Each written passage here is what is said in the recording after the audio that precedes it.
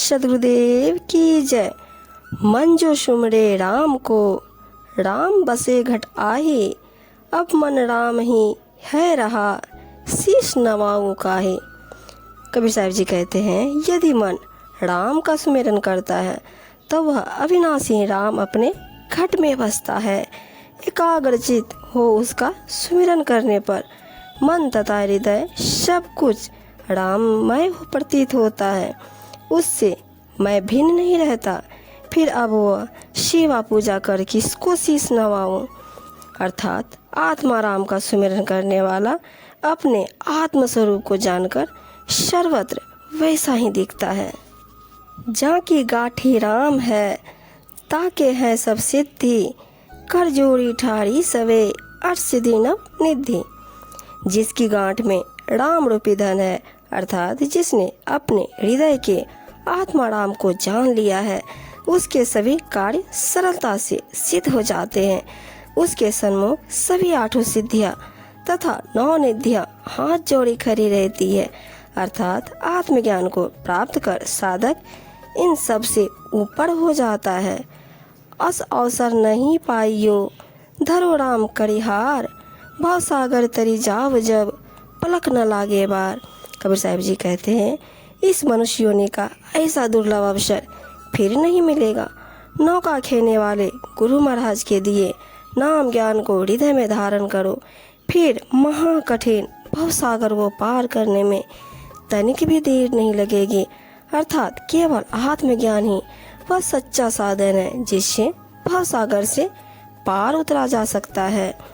सुरति समावे राम में, जग से रहे उदास। कहे कबीर गुरु चरण में, दृढ़ राखो विश्वास।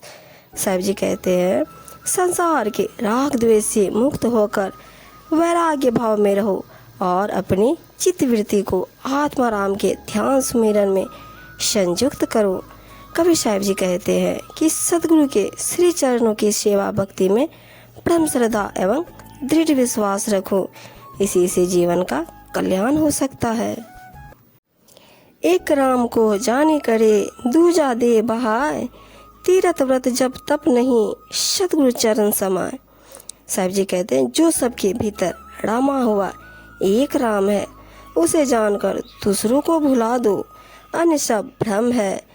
तीर्थ व्रत व जब तप आदि सब झंझटों से मुक्त हो जाओ। सद्गुरु स्वामी के श्री चरणों में ध्यान लगाए रखो और उनकी सेवा भक्ति करो। जैसे माया मन रमय, तैसा राम रमाए। तारा मंडल बेदी के, तब अमरापुर जाए।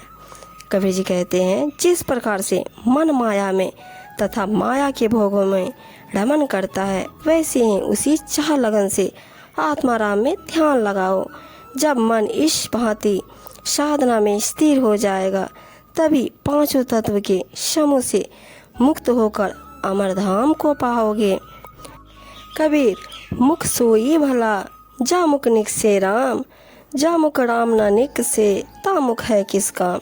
कबीर जी कहते हैं कि वही मुँह सुंदर है जिससे राम निकलता है, और जिस मुँह से राम न निकलता हो वह मुँह तो किसी भी काम का नहीं है। अर्थात मुँह की शोभा आत्मा राम की चर्चा करने से है। कबीर हरि के मिलन की बात सुनी हम दोय। कह कछु हरि को नाम ले, कह कर ऊंचा हो। कबीर जी कहते हैं कि हरि मिलन की हमने 2 बात सुनी है, या तो हरि नाम लो, आत्मज्ञान की चर्चा तथा साधना करो, या फिर कुछ महान परमार्थ के सत्कर्म करके दिखाओ। परोपकार सेवा भी एक प्रकार से हरि मिलन है। लूट सके तो लूट ले, राम नाम की लूट। फिर पीछे पछताओगे, प्राण जाएंगे छूट। लूट सको तो लूट लो, कोई बंधन नहीं है और कोई विघ्न भी नहीं है।